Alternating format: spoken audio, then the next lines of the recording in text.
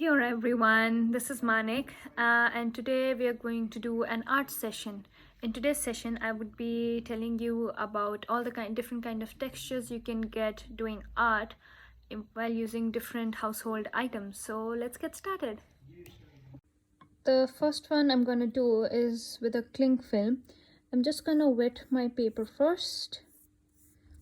Just lightly wet it. It helps in spreading the colors better. Just lightly wet it. I've used tape here so the paper doesn't move. Then I'm just gonna wet my brush again and start adding colors.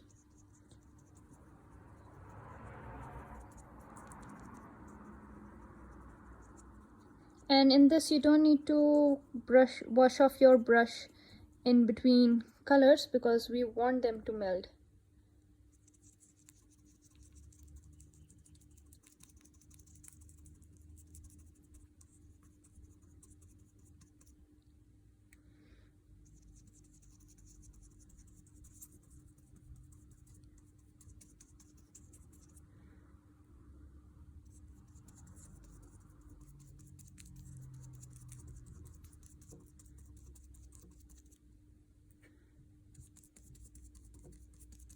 You can use whatever colors you like.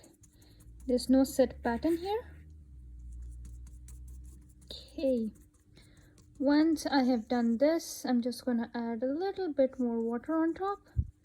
So it's wet because we need the paper to be wet doing this. Notice I'm doing it on top of a table that I can easily wipe off. Make sure you have a protective cover under it if you have it on something that can't easily be wiped off. So there we go. You want to scrunch up a cling film. And then you just scrunch it up and put it on top. The good thing about this is you can see this shape it's taking, so you can alter it. But try and press it as much as possible so that the prints come on.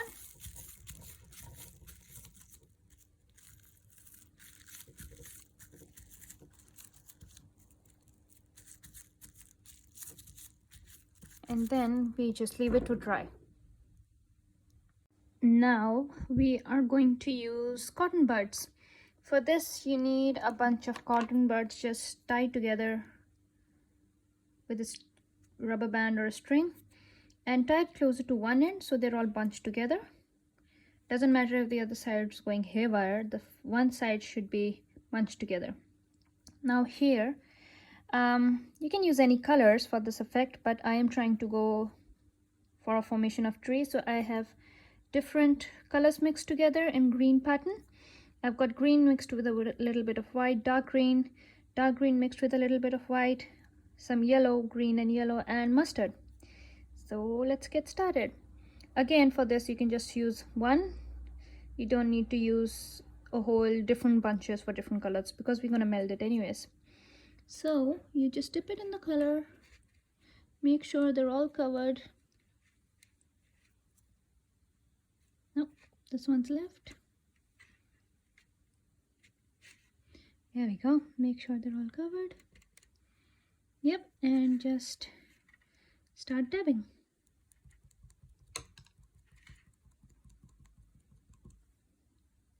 And then I'm gonna go for maybe yellow first. Go on a different section of the page and start dabbing again. Then I can go for a green, trying to get the excess off so we actually get that print. There you go. It's okay to mix these two because in a tree they all kind of mix together. I'm gonna go for a little more green to go over the yellow, and then some dark green. I'm just gonna keep coming down as I paint it. Apparently I should have taped it on the top as well, so I'm gonna do that. I have now taped it on the top. because it was running away from me. And just keep on dabbing another color. I'm gonna add a little bit of yellow in between these two, so there's some differentiation, and some light green.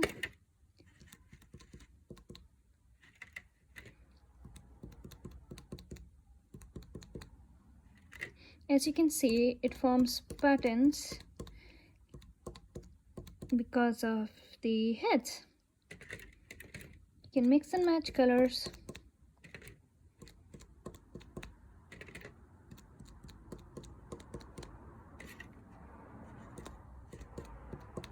And once it's dry, I'll show you how to style it. Now we are going to use a blowing technique with a straw. For me, I have chosen a metal straw. That's the only one I have at home. I'm using this for this technique. What I have done here is I have made concentric circles with black in the middle, yellow, orange, and red. And after this, we're going to take a lot of water and just put it on there, because we need all this water for this technique. Once you have put enough water on it for it to be liquefied, you are going to point the straw that you have towards the center, and you're going to blow so the watercolors go outwards. Let's see how that goes. As long as you blow it from the center outwards, this is the pattern you're going to achieve. In the next technique, I would be using salt. So as you can see, I've just put random dots of colors. Doesn't necessarily need to be in this pattern. In any pattern would work. And then I would just wet my brush and just go through it. So the coloring here is not of importance to us. What is important to us is the effect the salt will bring. So however you want to do it, just mix it up. You want to do it in single lines, you can do that. You can do it like this, or you can go haphazard.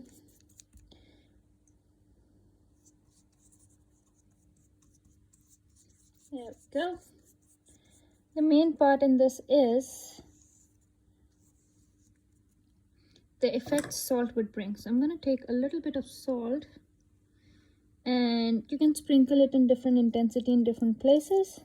I'm going to sprinkle a little more here, sprinkle all over, maybe sprinkle an extra bit here, make focuses, or just spread it all over. And again, we wait for it to dry. So the next one I would be using is a wax print. Probably a lot of you are already familiar with this technique, but I love it, so I'm gonna do it here. For this, you can use anything made of wax. A wax crayon would be the best option, but I have a tea light, and I've taken out the casing and the lighting, and I'm just gonna use this. So I am going to be drawing maybe some clouds. Just some random clouds. I really need to stick this one as well. There you go. This one's on the top as well. So what I'm going to do is I'm just going to use my wax pencil. Well, my wax pencil to draw some clouds here.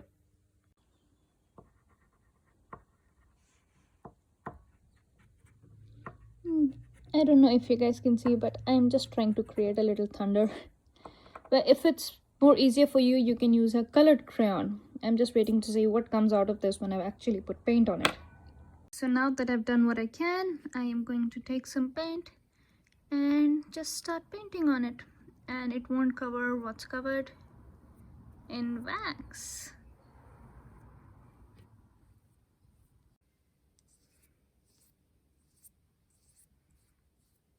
You see, wherever the wax was, that is not being covered.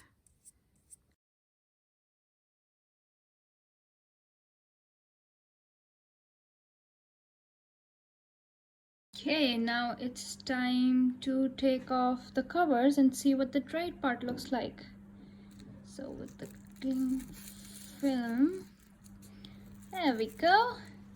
You can see all the patterns made by the folds of the cling film. The more folds you're going to put, the more patterns you're going to have. The second was the cotton buds, and here we have the cotton buds, and it's formed a really beautiful pattern. What I'm going to do is make a tree out of it.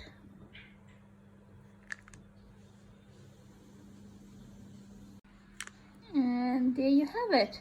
I just added a few trunks and a few branches, and that looks like a beautiful tree.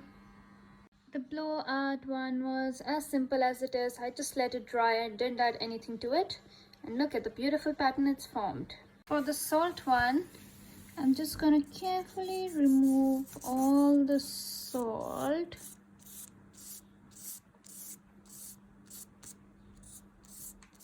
You can already see the pattern it's forming. And let's just get it out.